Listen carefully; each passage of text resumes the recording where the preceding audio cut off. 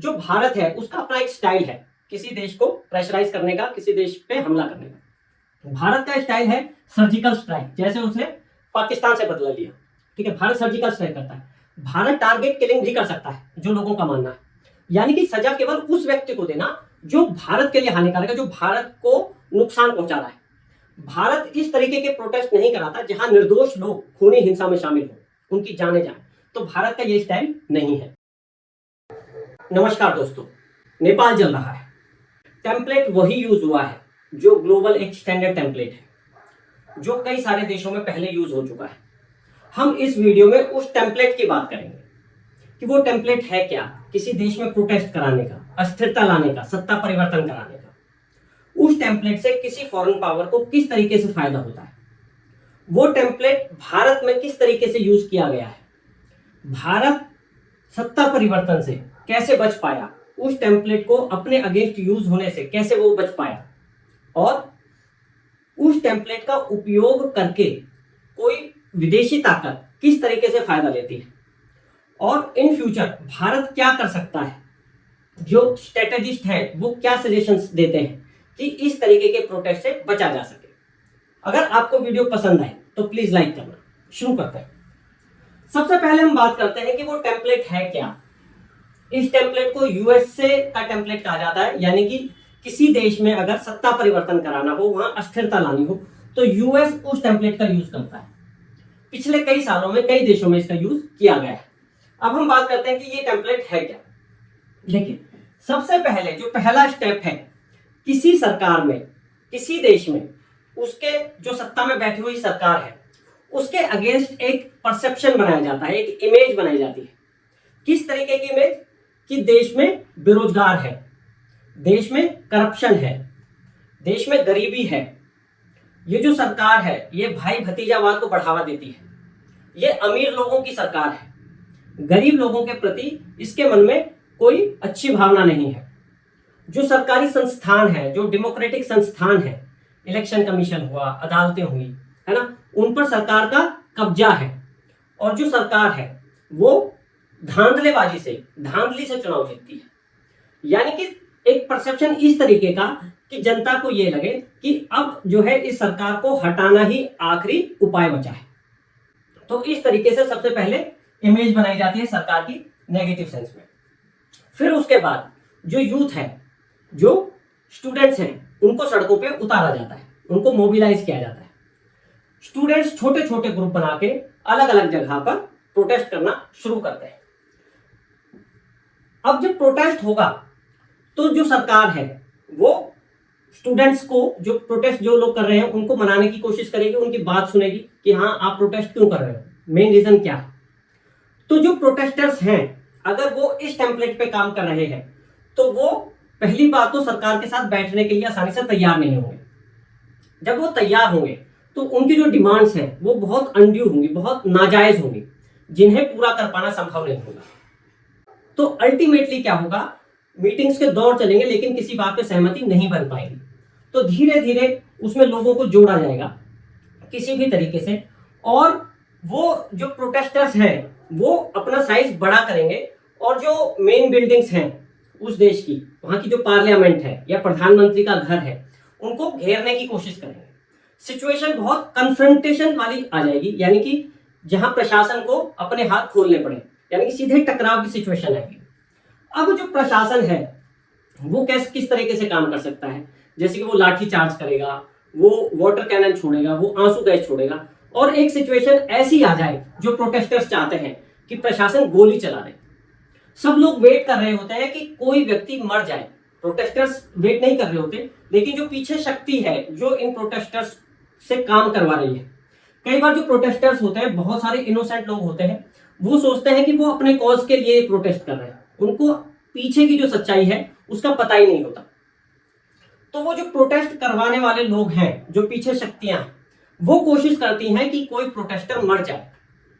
उससे क्या होगा, जैसे ही किसी की मौत होगी उसको ग्लोबल मीडिया बहुत हाइप करके दिखाएगा कि जो सरकार है उसमें डेमोक्रेसी नहीं बची है, वो लोगों की बातें नहीं सुनती है, वो बहुत जो है करप्ट होने के साथ साथ तानाशाही हो चुकी है।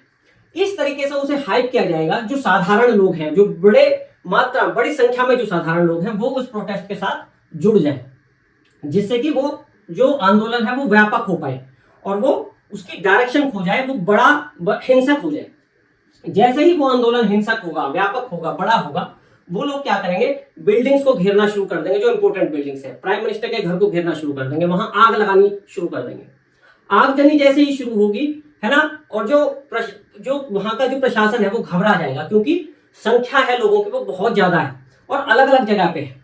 तो वहां से सत्ता परिवर्तन होना शुरू होता है, लोग घबराकर रिजाइन करना शुरू करते हैं और वो बातों को मानना शुरू कर देते हैं प्रोटेस्टर्स की बात कुछ इस तरीके की होती है कि अब आपको सत्ता से हटना ही पड़ेगा, सत्ता में किसी और को शामिल करना पड़ेगा। यानी कि जो वो एक कॉज था, वो कॉज असली ना रह के सत्ता परिवर्तन तक बात जाती है। तो ये है ग्लोबल फॉर्मेट, है ना, जो अलग अलग देशों में अलग अलग टाइम पे काम कर चुका है।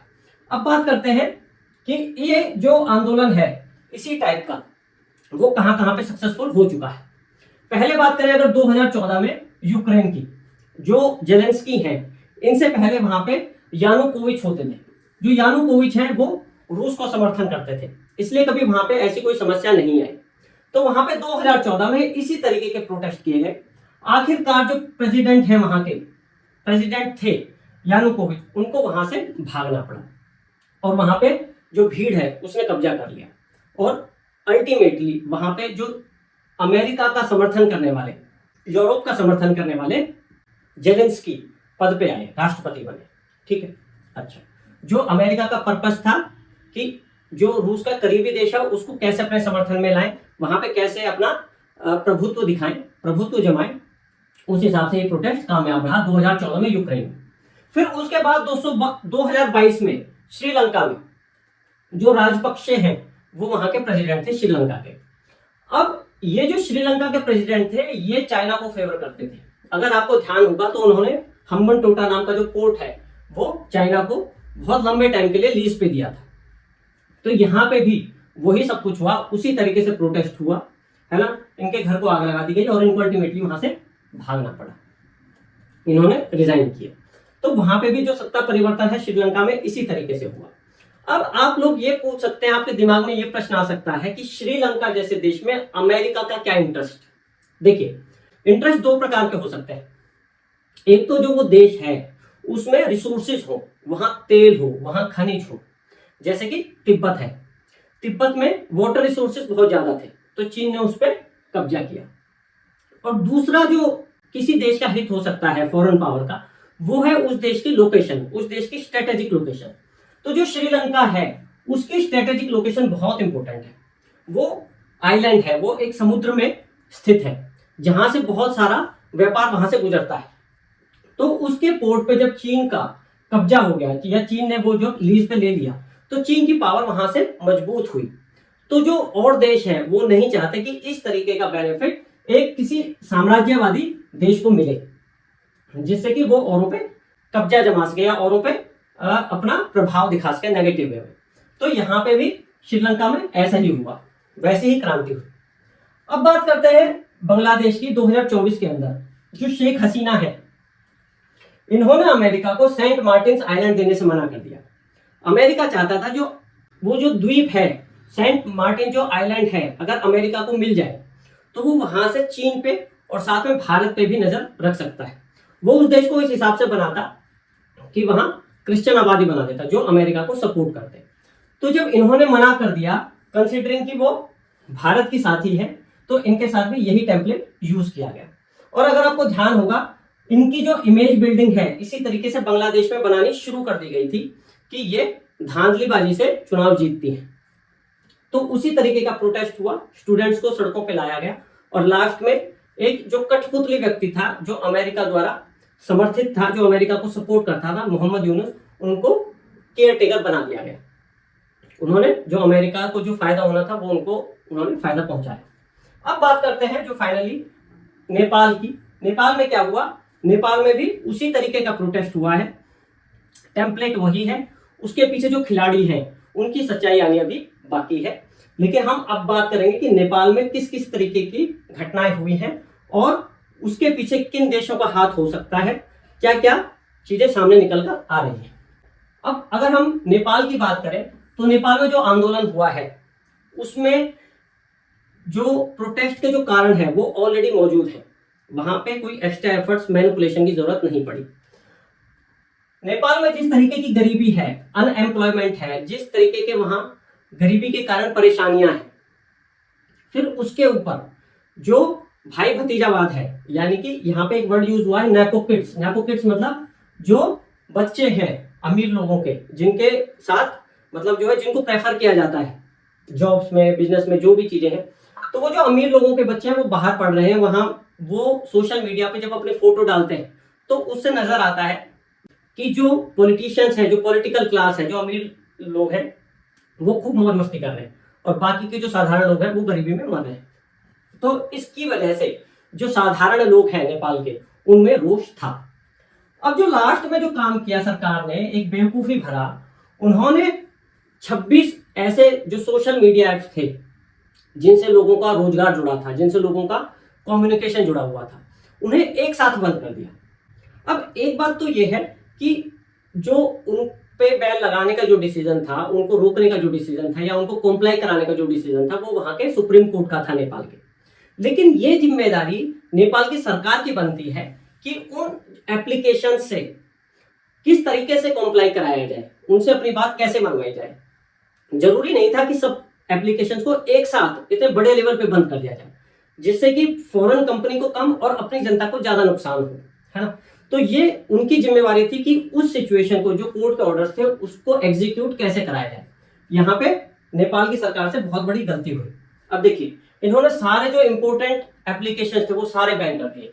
इन्होंने फेसबुक बैन कर दिया, उन्होंने व्हाट्सएप बैन कर दिया, उन्होंने एक्स बैन कर दिया जो पहले ट्विटर था, ठीक है, उन्होंने लिंक्डइन बैन कर दिया, उन्होंने यूट्यूब बंद कर दिया, यानी कि जितने भी एप्लीकेशंस थे इंपोर्टेंट, उन सब पे एक साथ बैन कर दिया। इससे क्या हुआ, जो लोग हैं वो भड़क गए बहुत ज्यादा। और ये काम हुआ था 4 तारीख को। 4 तारीख को जब ये काम हुआ तो 5 और 6 तारीख को लोग छोटे छोटे ग्रुप बनाकर, स्टूडेंट्स लोग जो हैं छोटे छोटे ग्रुप बनाकर स्ट्रीट्स में प्रोटेस्ट करना उन्होंने शुरू किया। ऑनलाइन जो है ना, प्रोटेस्ट चालू हुआ। अब देखिए, ये अभी छोटे छोटे हैं, 2 दिन जो है छोटे छोटे ग्रुप्स में आंदोलन चल रहे हैं।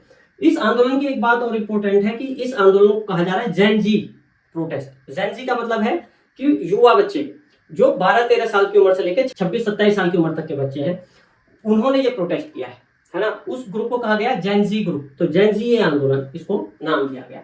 अब देखिए, अभी ये छोटा छोटा चल रहा है, छोटे छोटे ग्रुप्स में चल रहा है और बहुत पीसफुल है ना।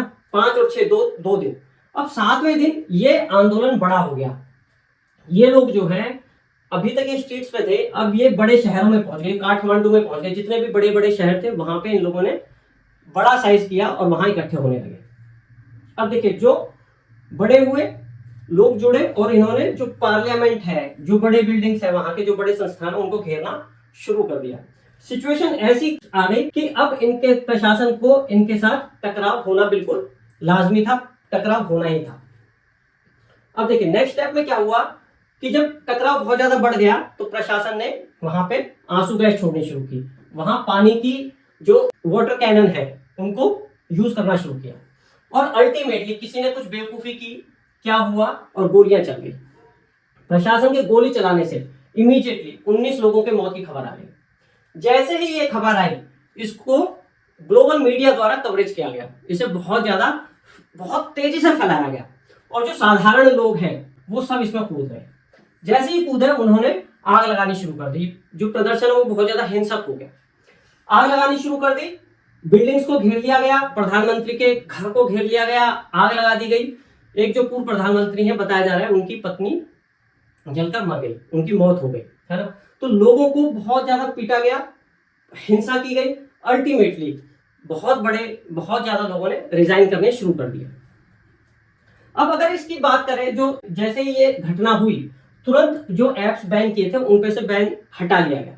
लेकिन अब प्रोटेस्टर्स की मांग थी, अब खाली मीडिया जो ये एप्स है इनको हटाने से बात नहीं बनेगी। अब हम चाहते हैं कि सरकार हटे, हम नए सिरे से नई तरीके की सरकार बनाएंगे।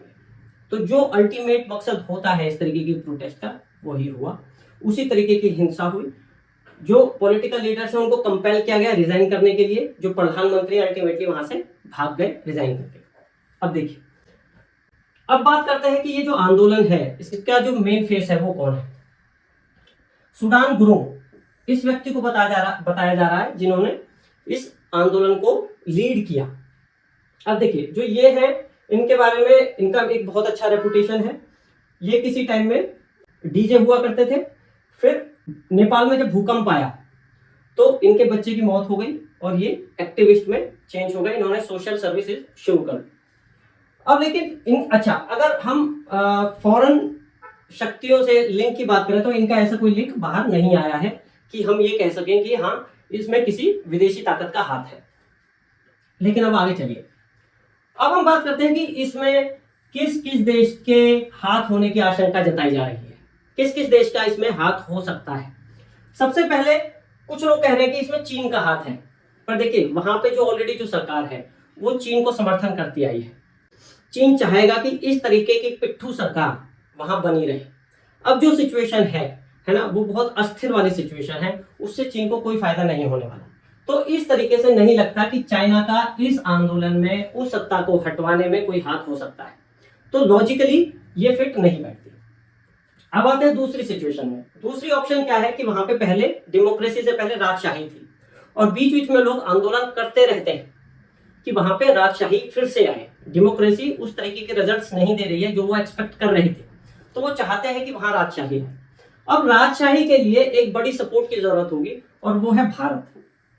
तो लोगों को आशंका ये है कि भारत का पीछे से सपोर्ट है, वहां के जो भूतपूर्व राजा हैं ज्ञानेंद्र सिंह, उनके पीछे भारत का हाथ है और ये इस आंदोलन को हवा दे रहे हैं।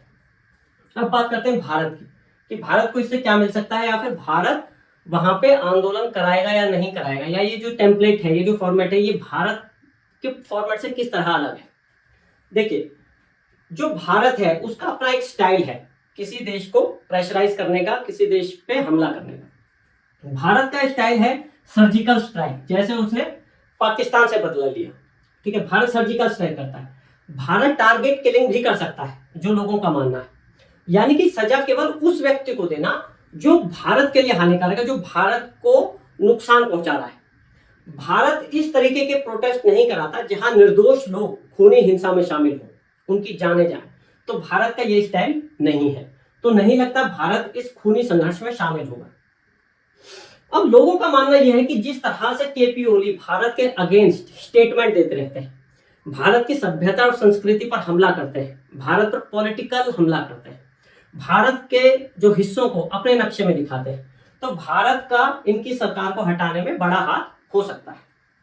अब जो मोदी का जो स्टाइल है, जो प्रधानमंत्री मोदी का स्टाइल है या भारत का जो स्टाइल है, वो इस तरीके के ऑब्जेक्शंस को झेलने में काफी महारत हासिल करता है। देखिए, जहां तक अपोजिशन की बात है, विरोध करने की बात है, तो भारत में इस तरीके के विरोध होते रहते हैं जहां भारतीय खुद भारत के अगेंस्ट बोलते हैं, प्रधानमंत्री मोदी के खिलाफ गालियां देते हैं। अभी हाल ही में प्रधानमंत्री मोदी की मां को भी गाली दी गई, यानी कि कुल मिला के भारत में इस तरीके के विरोध होना बहुत नॉर्मल बात है। पर अभी तक किसी पे इस तरीके की कठोर कार्रवाई नहीं की गई है जिससे यह माना जाए कि भारत की जो सरकार है वो इन चीजों को टॉलरेट नहीं कर पाती। तो उस बात को देखते हुए, उस इतिहास को देखते हुए सरकार का ऐसा नहीं लगता कि इसमें भारत का हाथ हो सकता है, केवल इस आधार पे कि इन्होंने भारत का विरोध किया है।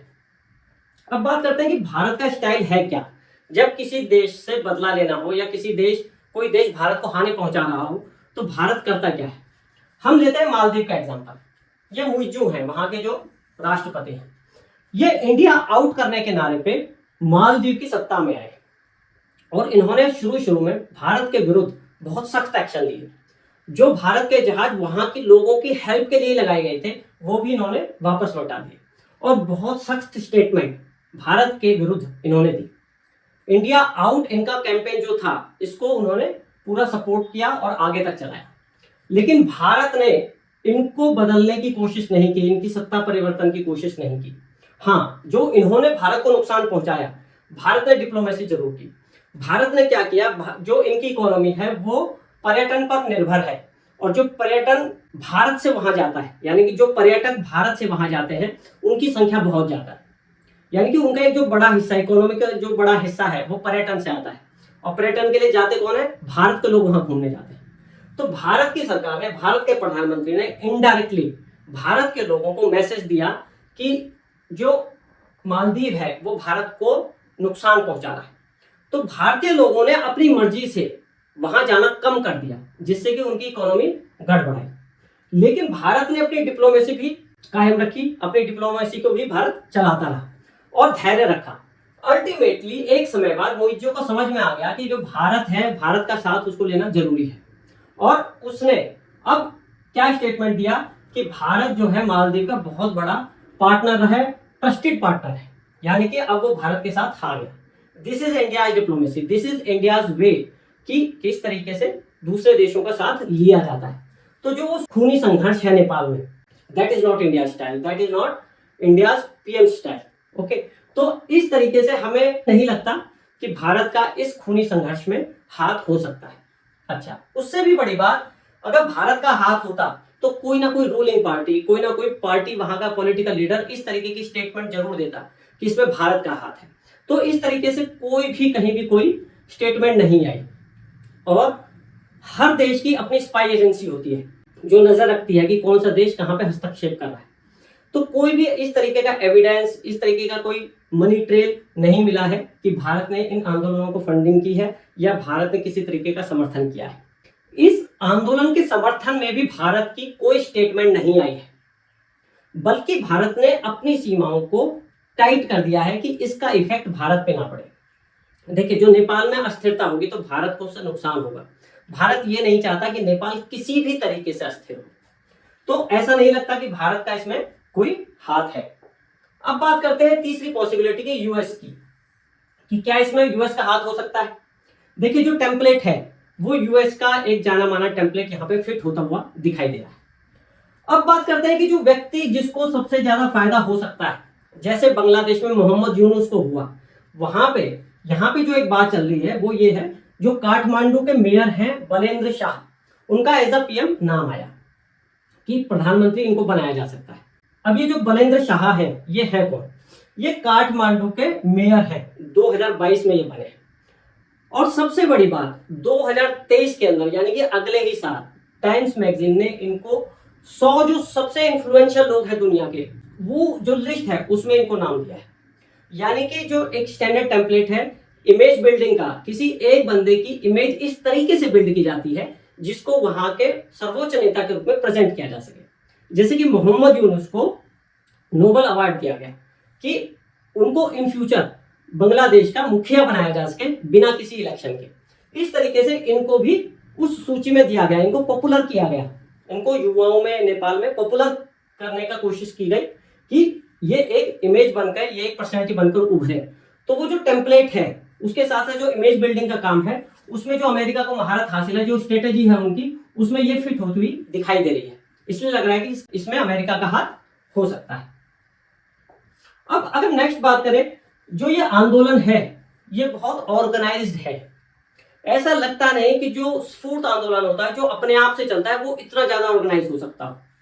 तो वो जो उसका जो स्ट्रक्चर है, उसका जो तरीका है, जो वो स्टेप वाइज चला है कि पहले छोटा आंदोलन हुआ, फिर बड़ा, उस थोड़ा थोड़ा बड़ा करते गए, और फिर टकराव हुआ, वो आंदोलन बहुत तेजी से बढ़ा, डे पर डे वो अपने जो टारगेट है वो अचीव करते चले गए। तो उस स्ट्रक्चर को देखते हुए लगता नहीं है कि वो साधारण लोगों द्वारा किया गया है। वो ऐसा लगता है कि उसके पीछे कोई बड़ी शक्ति है जो पैसा और स्ट्रेटेजी अवेलेबल कराती रही, इसलिए अमेरिका का हाथ उसमें लगता है।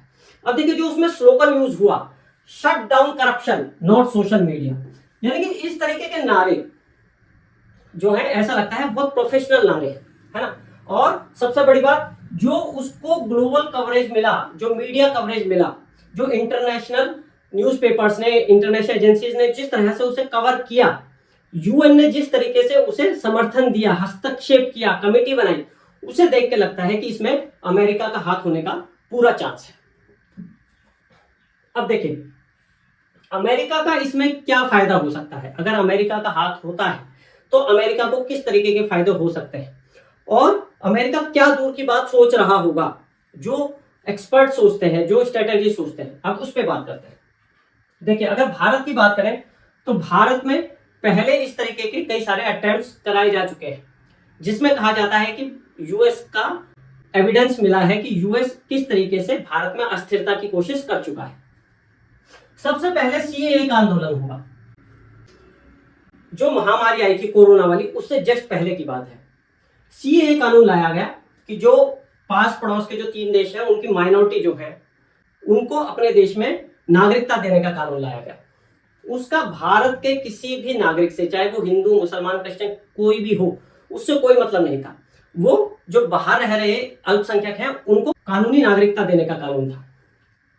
अब भारत के मुसलमानों ने और कई सारे लोगों ने इस बात का आंदोलन किया कि आप इस देश से हमें निकालने की कोशिश कर रहे हैं, आपको सीए वापस लेना चाहिए, आपको एनआरसी वापस लेना चाहिए, एनआरसी आप वापस लो।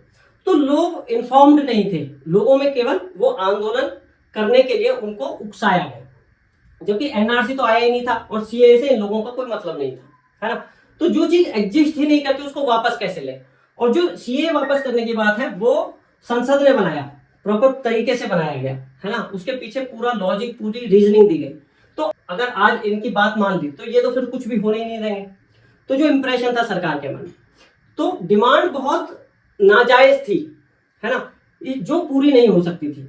लास्ट में कोरोना आया और ये आंदोलन अपने आप से वापस हो गया और भारत की सरकार कह सकते हैं कि बच गई इस तरीके के आंदोलन से। फिर हुआ किसान आंदोलन। किसानों के लिए जो किसान है कुछ कानून लेके आई कि वो जो निजी उद्योगपति है, जो उद्योगपति है उनके साथ कोलैबोरेट कर सके, उनकी फसलों को अच्छे दाम मिल सके। और वो जो कानून था वो ऑप्शनल था, यानी कि कोई किसान जो है उसके तहत किसी से कोऑपरेट कर सकता है, कोई साझा कर सकता है, और कोई ना चाहे जो वो नहीं कर सकता। लेकिन जो ये किसान है ये इस बात पे अड़ गए कि कानून वापस लो। फिर थोड़े दिन बाद इनकी डिमांड चेंज हो गई कि हमारी जितनी भी फसलें हैं सब पे हमें मिनिमम सपोर्ट प्राइस मिले। अब वो जो डिमांड थी उसका जो खर्चा था वो लाखों करोड़ का था हर साल, जो पूरी नहीं की जा सकती थी। तो ये जो अनड्यू डिमांड रखने का जो तरीका है जिससे कि मांग पूरी ना हो, उसका वो प्रोटेस्ट लगातार चले और उसमें लोग जुड़े, है ना, इस तरीके की कोशिश की गई थी। तो सरकार ने अल्टीमेटली जब देखा कि ये जो प्रोटेस्ट है ये पीछे नहीं हट रहा है और इसके बहुत नेगेटिव इम्पैक्ट आ रहे हैं, भारत सरकार ने कानून वापस ले लिए। तो इन लोगों को अपना प्रोटेस्ट चाहते हुए ना चाहते हुए बंद करना पड़ा। अब इसी तरीके से अग्निपथ जो स्कीम आई थी, जो युवा लोग हैं उनके लिए जो 4 साल फौज में भर्ती होने की जो स्कीम आई थी उस पर भी आंदोलन किए गए। भारत सरकार ने धीरे धीरे युवाओं को समझाया, जो फौज है उससे भी स्टेटमेंट्स दिलवाए कि जो स्कीम है उसका असली पर्पस क्या है।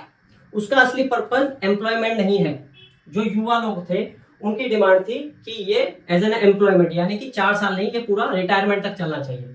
तो भारत सरकार ने फौज से भी ये स्टेटमेंट दिलवाई कि ये एम्प्लॉयमेंट का साधन नहीं है, ये भारत की रक्षा के लिए एक सिस्टम बनाने की कोशिश है। तो धीरे धीरे लोगों को मनाया, उनको समझ में आया और ये प्रोटेस्ट वापस लिया गया या रुक गया। तो कुल मिला के जो स्टैंडर्ड टेम्पलेट है वो भारत में यूज की गई, लेकिन जो चौथी स्टेज है जहां सरकार गोली चलाती है वो गोली नहीं चली। सरकार ने वहां पे पूरा धैर्य रखा, कुछ भी हुआ, कितना भी कन्फ्रंटेशन हुआ, लेकिन सरकार ने गोली नहीं चलाई। तो वो उसको media coverage, international media coverage नहीं मिल पाया। उसमें जो साधारण लोग हैं वो नहीं जुड़ पाए, यानी कि वो जो आंदोलन था वो व्यापक नहीं हो पाया, पूरे भारत में नहीं हो पाया। इसलिए सत्ता परिवर्तन या जो अस्थिरता होती है वो नहीं हो पाई। तो भारत में इस तरीके से यह आंदोलन अपना काम नहीं कर पाए, सरकार अपने आप को बचाकर ले गई। अब जो है, जो इमेज बिल्डिंग का काम है वो सही तरीके से हो नहीं पाया भारत में। जो करप्शन की इमेज बनाई जाती है, जो गरीबी, अनएम्प्लॉयमेंट की इमेज बनाई जाती है, वो भारत में हो नहीं पाई। क्यों नहीं हो पाई? क्योंकि जो प्रधानमंत्री है उन्होंने अपनी इमेज का पूरा ध्यान रखा। देखिए, एंटी करप्शन होना यानी कि नॉन करप्ट होना एक अलग बात है, और अपना इमेज उस तरीके से बिल्ड करना वो एक अलग बात है। यहां भारत के प्रधानमंत्री ने एक जो उनका स्वभाव है, जो नॉन करप्शन, जो उनका स्वभाव है कि करप्शन ना करना, उस इमेज को भी लोगों के सामने बहुत अच्छे तरीके से प्रेजेंट किया। यानी कि लोगों को भरोसा है कि जो सरकार है वो करप्शन में, भ्रष्टाचार में लिप्त कहीं भी नहीं है। खासकर जो उच्च पॉलिटिकल जो पावर है, है ना, जो बड़े पॉलिटिशियंस हैं भारत में, जो सत्ता पर सबसे बड़े पदों पर बैठे हैं, वो करप्शन में लिप्त नहीं है। उनकी जो इमेज है, उन्होंने राष्ट्रवादी की इमेज को बना के रखा है। तो जो सरकार पे भरोसा होना चाहिए लोगों का, वो है। तो लोगों को ये नहीं लग रहा कि वो लोग अय्याश है, करप्ट है, भाई भतीजावाद में विश्वास करने वाले हैं। तो जो मोदी हैं, वो इस बात से पूरा ध्यान रखते हैं इस बात का कि वो भाई भतीजावाद को अपने से ना लगने दें 1% भी, उनकी इमेज इस तरीके की 1% भी ना बन जाए। तो वो इस चीज से बहुत दूर रहते हैं, भाई भतीजावाद से और करप्शन से। और जैसा मैंने बताया, गवर्नमेंट ने पूरा धैर्य रखा, गोली नहीं चलाई, इस तरीके की कोई मौत नहीं हो पाई जिससे कि पब्लिक भड़क जाए। और जब बात नहीं भी बनी, उससे भी बात नहीं बनी, तो सरकार ने जो फार्मिंग जो कानून थे वो वापस ले लिए। यानी कि वो जो प्रोटेस्ट है, वो जो टेम्पलेट है, उसको भारत सरकार ने पूरा नहीं होने दिया, उसे बीच में तोड़ दिया। इसलिए वो भारत में कामयाब नहीं हो पाए। और लोगों के साथ जो लगातार कम्युनिकेशन है, वो संवाद जो भारत के प्रधानमंत्री, भारत के और मंत्री बनाते रहते हैं, जिससे कि लोगों में 1% कंफ्यूजन ना हो, ट्रस्ट बना रहे लगातार, जिससे कि वो जो प्रोटेस्ट की जो टेम्पलेट है वो भारत में काम ना कर पाए। अब देखिए, भारत में वो आंदोलन हो भी क्यों पाए, क्योंकि वहां पे बीजेपी की सरकार नहीं थी। जो बीजेपी के अगेंस्ट आंदोलन कर रहे थे वो और सरकार, जो और पॉलिटिकल पार्टीज थी वो थी, है ना। अब की बार दिल्ली में बीजेपी की सरकार आ गई है, बीजेपी की सरकार ही सेंटर में है। तो अब पॉसिबल नहीं है, बहुत मुश्किल है उस तरीके के आंदोलनों को हवा देना, उस आंदोलन को प्रायोजित करना दिल्ली के अंदर, क्योंकि दिल्ली में बीजेपी की ही सरकार है। तो अब अगर भारत को अस्थिर करना है, अंदर से तो किया नहीं जा सकता, तो और क्या तरीका बनता है। जो एक्सपर्ट्स हैं, स्ट्रेटेजिस्ट हैं, वो ये मानते हैं कि भारत को बाहर से अस्थिर किए जाने की कोशिश चल रही है। भारत को बाहर से किस तरीके से अस्थिर किया जा सकता है, नेपाल उसके लिए एक टूल हो सकता है। किस तरीके से टूल हो सकता है, देखिए, जो भारत का जो सबसे कमजोर कहा जाने वाला पार्ट है, उसे बोला जाता है सिलीगुड़ी कॉरिडोर। सिलीगुड़ी कॉरिडोर एक इस तरीके का रास्ता है, एक ऐसा पाथ है जो भारत को उसके नॉर्थ ईस्ट इलाकों से जोड़ता है। नॉर्थ ईस्ट की जो स्टेट्स हैं, उनको शेष भारत से जोड़ने का काम ये कॉरिडोर करता है। अब ये जो कॉरिडोर है, अगर आप देखोगे तो ये देखिए, ये बस इतनी सी ही विड्थ है, ये होगी 22 से 24 किलोमीटर के लगभग, यानी कि बहुत कम है। ये एक नेक की तरह है, जैसे इसको बोला जाता है चिकन नेक। चिकन खुद तो खूब बड़ा है, लेकिन नेक बिल्कुल छोटी सी पतली सी है, तो इस तरीके से ये नेक है, इसलिए इसे बोला जाता है चिकन नेक। अगर इसको ब्रेक कर दिया जाए तो भारत कमजोर हो जाएगा। अब देखिए, ये जो नेक है, इसकी आप स्थिति देखिए, ये जो नेक है, ये एक तरफ से भारत है, एक तरफ से बांग्लादेश है, और एक तरफ से नेपाल है, ठीक है, ये भी भारत का हिस्सा है ना, उसके बाद भूटान है। यानी कि एक तरफ से बांग्लादेश जो भारत के अगेंस्ट है पूरी तरह से, जब से वहां से सत्ता परिवर्तन हुआ है। अब अगर नेपाल को अस्थिर कर दिया जाए और नेपाल की सरकार पर अमेरिका जैसे किसी देश का प्रभाव आ जाए, तो बांग्लादेश और नेपाल के थ्रू भारत को प्रेशराइज किया जा सकता है, भारत को ब्लैकमेल किया जा सकता है। तो इस तरीके से जो आंदोलन हुआ है नेपाल में, वो कहा जा रहा है कि इसमें अमेरिका का हाथ हो सकता है, जिससे कि भारत को प्रेशराइज किया जा सके। अब बात यह है कि भारत को प्रेशराइज करने की जरूरत क्या है अमेरिका की। ऐसी सिचुएशन पहले तो कभी हुई नहीं, अब है। वो क्यों है, अब इस पे बात करते हैं। देखिए, अमेरिका का जो रियल टारगेट है वो है रूस को फिलहाल अलग थलग करना, रूस को यूक्रेन युद्ध से पीछे धकेलना, ये अमेरिका का मेन ऑब्जेक्टिव है। अब वो तब तक पीछे नहीं हटेगा जब तक कि उसके पास रिसोर्सेज हैं, जब तक कि उसके पास लगातार पैसा आ रहा है, और पैसा आने में भारत का बहुत बड़ा योगदान है। रूस से तेल लिया जा रहा है बहुत बड़ी मात्रा में। अब अमेरिका चाहता है कि भारत रूस से तेल ना ले। भारत ने तेल ना लेने की बात तो दूर, उससे तेल का इंपोर्ट बढ़ा दिया। भारत कहता है कि हमारी इंडिपेंडेंट फॉरेन पॉलिसी है। भारत का मानना है कि हम अमेरिका के पिट्ठू क्यों बने। जो अमेरिका है वो भारत से परेशान है। भारत से क्या, वो मोदी से परेशान है। मोदी को हटाने के लिए वो कुछ भी करने को तैयार है, ऐसा एक्सपर्ट्स मानते हैं। तेल इंपोर्ट की बात हो या फिर जो डिफरेंट नेशंस हैं, जो अभी ट्रेड वॉर चल रहा है, यूएस का बहुत सारे देशों से ट्रेड वॉर चल रहा है, तो वो जो अपोजिशन क्रिएट हुआ है यूएस का, उनका सेंटर बनकर मोदी काम कर रहे हैं। जो उनके बीच में जो लिंक है, चाहे रूस चीन है, चीन ब्राजील है, उनके बीच में एक तरीके से मोदी जो है लिंक बनने का काम कर रहे हैं, एक मल्टीपोलर वर्ल्ड को क्रिएट करने की कोशिश कर रहे हैं, जिससे कि अमेरिका परेशान है। अमेरिका चाहता है कि भारत को किसी तरीके से कमजोर किया जाए। तो अगर वो नेपाल को अस्थिर करता है और वहां पर अपना प्रभाव बढ़ा लेता है तो भारत को कंट्रोल किया जा सकता है, ऐसा स्ट्रेटेजिस्ट मानते हैं। अच्छा, ऐसा ही नहीं कि भारत पर ही एक्शन लिया जा रहा है, जो लोग भारत को किसी भी तरीके से सपोर्ट कर रहे हैं डायरेक्टली इनडायरेक्टली, उन पर भी एक्शन लिया जा रहा है। अगर बात करें जापान की, तो जापान के प्रधानमंत्री को रिजाइन करना पड़ा है क्योंकि उन्होंने भारत में बड़ी इन्वेस्टमेंट की बात की थी।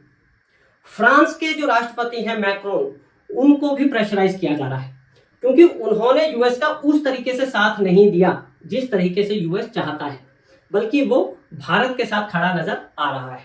इसलिए केवल मोदी पर ही नहीं, जो शक्तियां अमेरिका को किसी भी तरीके से परेशान कर सकती हैं, उन सब पर एक्शन लिया जा रहा है।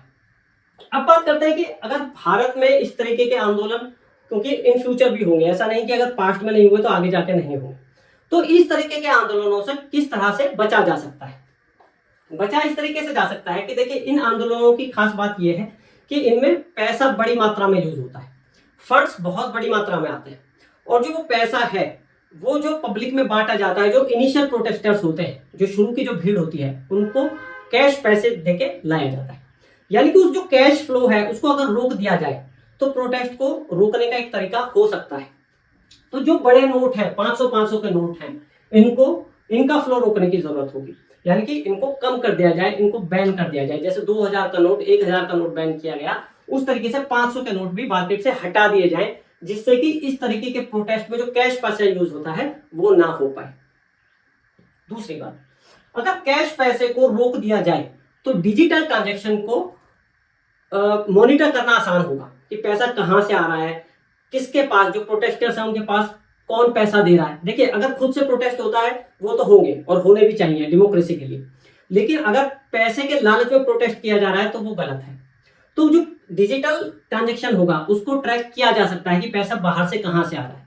तो कैश पैसे को रोकना, और उसके लिए जरूरी है बड़े नोटों को रोकना। अब बात करते हैं जो एनजीओ हैं, इस तरीके के आंदोलनों में एनजीओ का बड़ा हाथ होता है। बाहर से पैसा आता कैसे? एक क्राइटेरिया यह है कि वहां का कोई एनजीओ बाहर का भारत के एनजीओ को पैसे ट्रांसफर करता है। एनजीओ और यहाँ का जो सत्ता विपक्ष है, मैं किसी भी कंट्री की बात कर रहा हूँ, केवल भारत की बात नहीं कर रहा हूँ, एक जो जनरल ट्रेंड देखा गया है उसके बारे में बात कर रहा हूँ।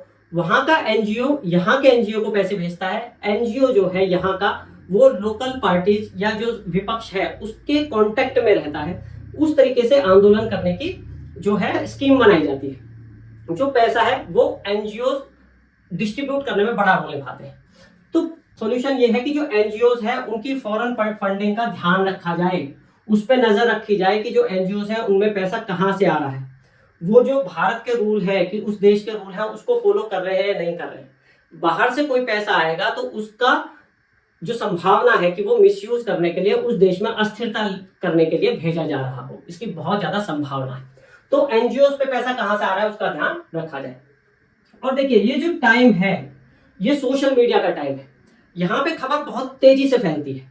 इतनी देर में पता लगे कि खबर सच है झूठी है, इतनी देर में तो लोग खड़े हो जाते हैं प्रोटेस्ट करने के लिए। तो जो फेक न्यूज है उनका बहुत बड़ा रोल है इस तरीके के प्रोटेस्ट में। तो जो मिस इन्फॉर्मेशन है, फेक न्यूज है, उन पर निगरानी रखी जाए कि कोई मिस इन्फॉर्मेशन इस तरीके से ना फैले, फेक न्यूज इस तरीके से ना फैले जिससे कि कोई आंदोलन भड़क जाए जिसकी कोई जरूरत ना हो। बाकी वही चीजें हैं जो भारत की सरकार फिलहाल ध्यान रख रही है, जैसे कि इकोनॉमिक स्टेबिलिटी रहे, भारत में पैसा रहे, लोग आगे बढ़े, बेरोजगारी बहुत कम से कम हो या ना हो, गरीब लोगों का ध्यान रखा जाए, कोई भूखमरी से ना मरे। इस तरीके के जो सॉल्यूशंस हैं जिससे कि लोगों में गुस्सा ना भड़के। जो नेपाल में गुस्सा भड़का वो गरीबी, अनएम्प्लॉयमेंट की वजह से भड़का। तो इस तरीके की सिचुएशन देश में ना आए, उसकी पूरी कोशिश की जाए और लोगों के साथ ट्रस्ट डेवलप किया जाए, लोगों के साथ जो विश्वास है ना, वो कायम किया जाए, उनके साथ लगातार संवाद बनाया जाए। ऐसा नहीं कि कोई स्कीम लागू ही कर दिया, उस स्कीम को लोगों तक पहुंचाया जाए, उनके साथ संवाद किया जाए कि उनको कोई परेशानी तो नहीं हो रही, वो जो स्कीम है उन तक पहुंची नहीं पहुंची। ऐसा तो नहीं है कि बिचौलिए अपना काम कर रहे हो। तो लोगों के साथ ट्रस्ट डेवलप करने की बहुत ज्यादा जरूरत है। और सबसे बड़ी बात, बहुत ज्यादा डिफेंसिव होने की जरूरत नहीं है। उसी देश को प्रॉब्लम होती है जो अपने देश में खेलता है, जहां बैटल होता है उसी देश के लिए सबसे बड़ी प्रॉब्लम होती है। अब जो अमेरिका है वो अपने देश में नहीं खेलता है ना, वो दूसरे के एरिया में जाके खेलता है। यानी कि अगर कोई ट्रबल होगा तो वो दूसरे देश के लोगों को होगा, वहां जो इंफ्रास्ट्रक्चर है उसको होगा, वहां अस्थिरता आएगी, पॉलिटिकल अस्थिरता आएगी।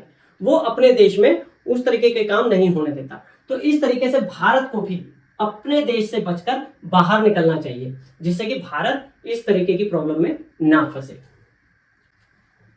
एक बात और, अब जो नेपाल है उसमें एक संभावना ये है कि ये जो आंदोलन है ये वहां के लोगों ने ही किया है। ये मतलब एक ऑर्गेनिक आंदोलन है, इसमें फॉरेन शक्तियों का हाथ नहीं है। और जो प्रधानमंत्री के लिए जिसका नाम आया है वो वहां की महिला चीफ जस्टिस रही है, सुशीला। तो जो सुशीला जी हैं उनको प्रधानमंत्री बनाए जाने के लिए प्रोजेक्ट किया जा रहा है। अब उनके संबंध बताया जा रहा है कि बिल्कुल उनकी जो छवि है वो क्लियर है, लेकिन एक बात ये ध्यान रखने की है, जिस तरीके से प्रोटेस्ट हुआ है उस तरीके से ये बात क्लियर है कि नेपाल में लंबे समय तक अस्थिरता रहेगी। जो इंफ्रास्ट्रक्चर लोगों ने तोड़ा फूड़ा है उसके लिए पैसों की जरूरत पड़ेगी। अब ये बात पक्की है कि फिलहाल के लिए जो नेपाल है वो कम्युनिस्टों के हाथ से निकल के बाहर आ गया है। वो जो चीन का जो समर्थन था या जो चीन का जो फेवर था वहां से वो बाहर आ गया है। लेकिन जो अस्थिरता है उसके लिए पैसों की जरूरत पड़ेगी, और इस पैसे की जरूरत को भुनाया जाता है। अमेरिका बहुत टाइम से कोशिश कर रहा है कि नेपाल में पैसा लगाए, सरकार को पैसा दे, जिससे कि वो उसके प्रभाव में आए। लेकिन अभी तक नेपाल जो है अमेरिका के प्रभाव में इसलिए नहीं आ रहा था क्योंकि वो चीन के प्रभाव में था। तो ये था सारा हमारा आज का टॉपिक कि जो एक ग्लोबल टेम्पलेट है वो किस तरीके से काम करती है, उससे किस तरीके से बचा जाने का उपाय दूसरे देश कर सकते हैं। अगर आपको वीडियो पसंद आई हो तो प्लीज लाइक कीजिएगा। Thank you.